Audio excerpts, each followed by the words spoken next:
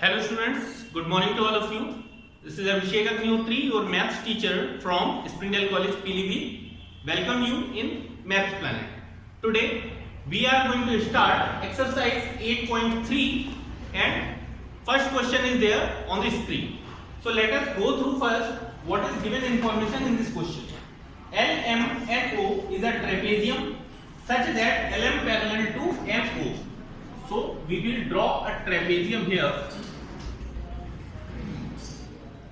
L, M, N, O. Okay. It is given that LM is parallel to MO. Alright. So first, I want to tell you that what is trapezium. Trapezium is a quadrilateral in which one pair of opposite side is parallel to each other. Okay.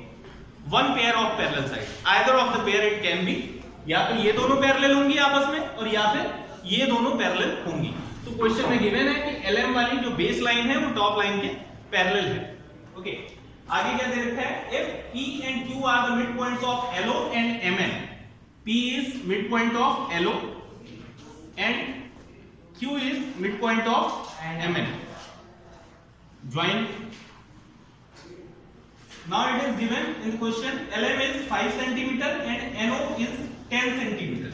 LM is 5 cm and NO is 10 cm. Don't be confused that ये line आपको बड़ी दिख रही है तो ये हम लोग 10 लेंगे या फिर ये वाली 5 लेंगे, ऐसा कुछ नहीं है. आप डायग्राम को अपने हिसाब से मॉडिफाई कर सकते हैं. आप इस वाली लाइन को NO ले सकते हैं और इसे LM ले सकते हैं. अगर आपको ये लग रहा है कि ये वाली लाइन मतलब लेंथी है और उसके बाद भी 5 सेंटीमीटर, तो हम लोग सिर्फ मेजरमेंट पे ध्यान देंगे, लेंथ पे ध्यान नहीं देंगे. ठीक. And what we need to find out here, calculate the length of PQ. PQ is equal to what? This is question. PQ ये वाली है, तो हम लोग एक कंस्ट्रक्शन करेंगे इस क्वेश्चन में इस तरह से. We will draw a diagonal by construction. That diagonal is LN. LN is a diagonal. One thing we know in the trapezium, if midpoints of these non-parallel sides are taken together and drawn a line, then it will be parallel to third side. ये इसके भी parallel है और ये इसके भी parallel है अगर मिड पॉइंट लिए जाते हैं तो. यहां तक क्लियर? ठीक. अब मैं आपको समझाता हूं कि इसमें किस तरह से आपको लेंथ फाइंड आउट करनी है. इस क्वेश्चन में P जो है, अगर हम इस ट्रायंगल की बात करें LNO की बात करें तो so this is given mid point and this line is take this point as Z. PZ will be half of NO. Is it like that? ऐसा ही होगा. क्यों? क्योंकि ये पैरेलल है और ये मिड पॉइंट है, तो ये क्या हो जाएगा? मिड पॉइंट और इसकी लेंथ इसकी क्या हो जाएगी? हाफ. तो इस तरह से PZ आपका कितना हो गया? 10 सेंटीमीटर का half 5 centimetre.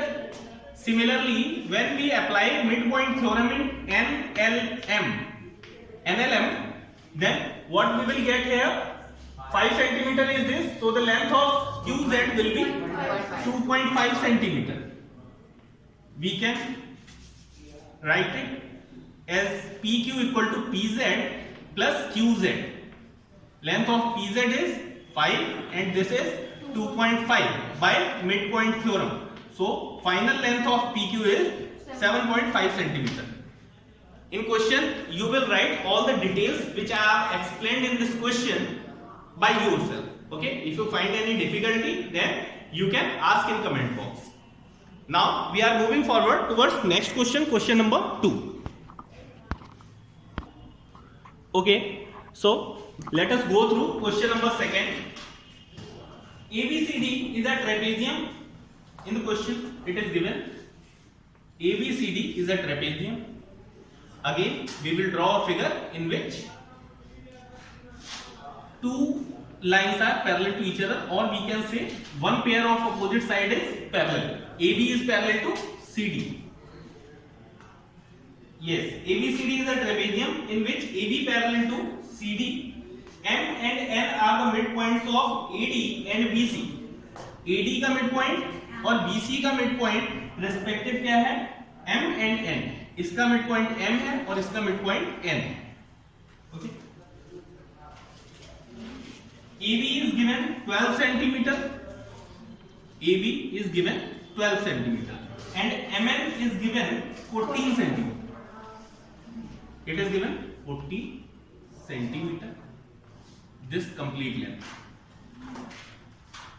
What we need to find out here is DC, length of DC. Theorem will be same which is being applied here. हम लोग फिर से एक काम करेंगे, चाहे आप ये वाला कंस्ट्रक्शन कर ले या फिर DB कंस्ट्रक्शन कर ले। लास्ट टाइम हम लोगों ने A से C को ज्वाइन किया था, इस टाइम क्या करेंगे, D से B को ज्वाइन कर देते हैं। BD is a diagonal of trapezium. Let us take this point as O. All right. So if we take in triangle ABD, this is given midpoint. This line will be parallel because joining the midpoints. So this line is parallel. So obviously this will be the midpoint of line BD. BD का midpoint होगा और ये theorem कौन सी है, converse midpoint. Very good, converse midpoint theorem. तो converse midpoint theorem से इसकी length इस वाले की कितनी हो जाएगी, MO will be half of AB, है ना, MO will be half of AB। तो MO की लेंथ हो जाएगी कितनी, 6 सेंटीमीटर। Very good. और हम लोगों को पता है कि ये कंप्लीट लाइन कितनी है, MN 14 में से MO निकल गया 6, तो ये NO कितना बचा, NO will be 8 centimeter. NO is 8 centimeter. Now we will apply again converse midpoint theorem in BCD triangle. ये वाला BCD में अप्लाई करें तो हम लोग बोलते हैं कि DC जो बेस लाइन है उसका NO क्या होगा, हाफ होगा। तो इसे हम इस तरीके से भी तो बोल सकते हैं कि NO का डबल DC होगा, NO का डबल DC होगा। NO हम लोगों के पास क्या है, 8, तो DC is equal to twice of NO, that will be 2 into 8.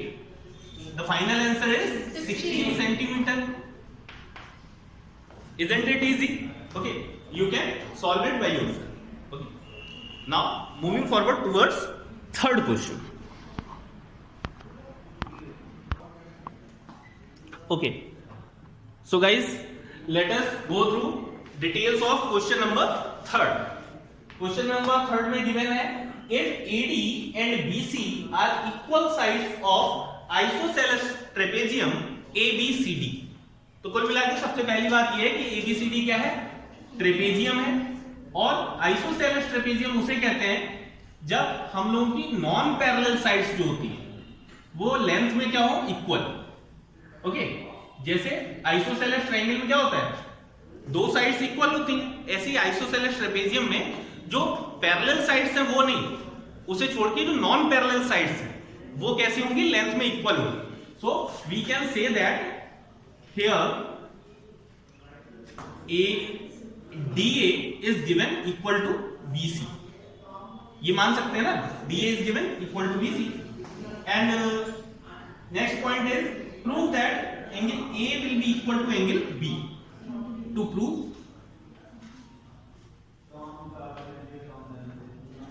angle A is equal to angle B, so how we are going to prove that?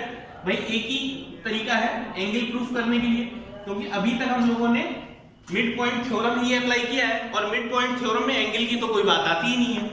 तो भाई एंगल के लिए पीछे जो हम लोगों ने चैप्टर किया कॉन्ग्रुएंसी, उसका यूज करेंगे। तो कॉन्ग्रुएंसी में angle A and angle B ये हम लोग को ट्रायंगल तभी मिल पाएंगे जब एक बार हम लोग कंसीडर करेंगे ए बी सी ट्रायंगल, इसमें कौन सा एंगल आ जाएगा, बी, और एक बार ए बी डी ट्रायंगल, तो इसमें क्या आ जाएगा, एंगल ए। अगर इन्हें हम लोग कॉन्ग्रुएंट प्रूफ कर दें तो हो जाएगा काम, ठीक। कॉन्ग्रुएंसी कैसे प्रूफ करेंगे, let us take in triangle A B C and triangle A B D. Okay, A B C and A B D. तो ए बी सी और ए बी डी में A B equal to A B दोनों triangles में आ रहा है, A B equal to A B common. Second, DA is given equal to BC, DA is given equal to BC. It is also given in the question. Now we know that in isosceles trapezium both the diagonals are equal to each other. Isosceles trapezium में जो diagonals होते हैं वो equal होते हैं, तो इस तरह से AC will be equal to BD. तो देखिए इस वाले ट्रायंगल की बात करें तो AB आ गया, BD आ गया, DA आ गया, और इसकी बात करें तो BC आ गया, CA आ गया और AB आ गया. तो कौन सी प्रॉपर्टी लगी है कॉन्ग्रुएंसी की? S S S, side side side. Okay, so by SSS condition these triangles are congruent to each other. So by CPCT we can say that angle A equal to angle B. क्योंकि जब दो triangle congruent होते हैं तो उनके corresponding part सारे के सारे इक्वल होते हैं. तो इस वाले ट्रायंगल की बात करें तो एंगल A और इस वाले ट्रायंगल में एंगल B, ये दोनों इक्वल है. सो this is how you can find out the solution of this question. Now let us go through question number 4. So students, first go through the information given in the question. Prove that the opposite angles of an isosceles trapezium are supplementary. Opposite angles means angle A plus angle C, या फिर angle B plus angle D, कोई सा भी एक pair ले सकते हैं. So here given that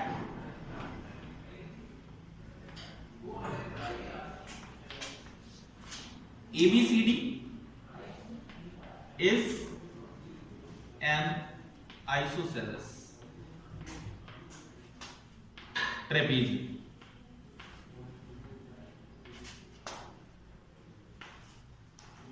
ठीक है, isosceles trapezium. Then we know that if we consider here in trapezium ABCD these two angles A and D के लिए अगर DA को ट्रांसवर्सल लाइन माना जाए इस तरीके से, ये ट्रांसवर्सल लाइन है और ये दोनों क्या है, ये पैरेलल लाइंस है.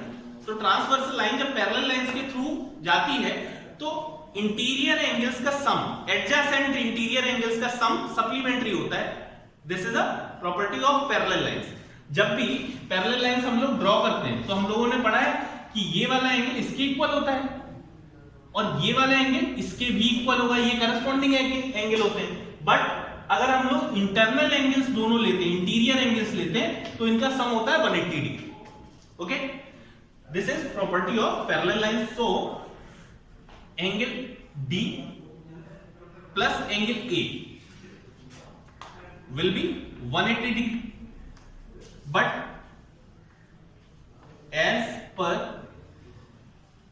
question number 3 जो हम लोगों ने पीछे क्वेश्चन में प्रूफ किया, क्या प्रूफ किया था बताएंगे? Angle A equal to angle B. वहां पे भी क्या था? आइसोसेलेस ट्रेपेजियम था.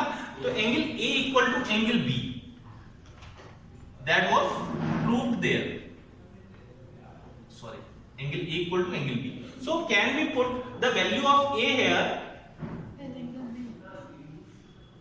Sorry, D plus A. A के प्लेस पे हम लोग B रख सकते हैं वैल्यू. yes, तो angle D plus angle B, जब हम लोग इस वाली इक्वेशन में वैल्यू लगाएंगे तो क्या हो जाएगा? 180 डिग्री. यही प्रूफ करना था. Opposite angles B plus D equal to 180 degree. So from here we can say that opposite angles of an isosceles trapezium is supplementary.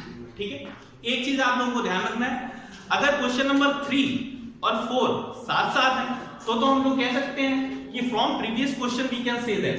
लेकिन अगर ये इंडिविजुअल क्वेश्चन आता है तो पहले आप क्वेश्चन नंबर 3 को इसमें प्रूफ करेंगे, उसके बाद ये लाइन लिखेंगे. पहले आपको A इक्वल टू B जो है, sorry, A equal to B proof करके दिखाना पड़ेगा. उसके बाद में आप लोग लिख सकते हैं substituting the value of A from B. So this is how you can solve this question. Now go through fifth question. So students, figure for question number 5 is here on your screen. It is given that ABCD is a trapezium such that AB will be parallel to CD. AB line जो है वो CD के parallel होगी. Okay. उसके बाद ये दे रखा है E is the midpoint of AD, it is given, and a line is drawn through point E which will be parallel to AB and meets BC at point G. E तो mid point दे रखा है, लेकिन ये line parallel दे रखी है और G के बारे में अभी कोई इंफॉर्मेशन नहीं है, and we have to prove that G is the midpoint of BC. Okay, so given information is here. Given ABCD is a trapezium. Okay, ABCD is a trapezium where AB parallel to CD. पहला fact E हो गया. Second क्या हो गया? E is midpoint of AD. AB. Third क्या दे रखा है? Third है EG पैरेलल टू AB. ये भी दे रखा है. इतनी चीजें गिवन है. Sir, E is the midpoint of AD. E is the midpoint of AD. ठीक है. EG is parallel to AB. इतना दे रखा है. To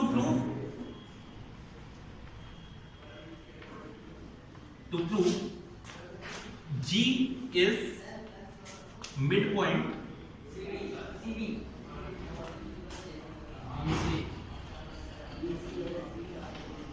अच्छा मिड पॉइंट ऑफ BC. ठीक, कैसे प्रूव करेंगे? देखिए, first we have to draw a diagonal BD by construction. This point we can take it as O. If we consider this triangle ABD, ABD की बात करें, ABD की भी क्यों करें, लेकिन करनी पड़ेगी क्योंकि ये वाले के फैक्ट जो है वो इस वाले ट्रायंगल से रिलेटेड है. ठीक, ABD ट्रायंगल की बात करें तो this is given mid point and EO is parallel to AB. EO, why EO parallel to AB? क्योंकि जब कंप्लीट लाइन AG पैरेलल है तो इसका पार्ट भी तो पैरेलल होगा. तो EO is parallel to AB. तो वन मिड पॉइंट गिवन है, पैरेलल गिवन है, तो सेकंड वाला क्या होगा? मिड पॉइंट होगा. ठीक है, अब हम लोग कंसीडर करेंगे इस वाले ट्रायंगल BCD. BCD में ये दे रखा है मिड पॉइंट. ये वाली लाइन जब इसके पैरेलल है तो DC के भी पैरेलल होगी. तो one mid point and line is given parallel, so can we say that it is a mid point by converse mid point theorem. So by applying converse mid point theorem in these two triangles two times, we will get our answer that G is the midpoint of BC. So this is solution for fifth question. It's all for today's session. If you find any difficulty, then write it in comment box. We will try to resolve your doubts. And there is a request, you have to go through the full video if you want to make your concepts clear. Alright? So we will meet in next session with upcoming question, continued exercise. Till then, take care. Thank you.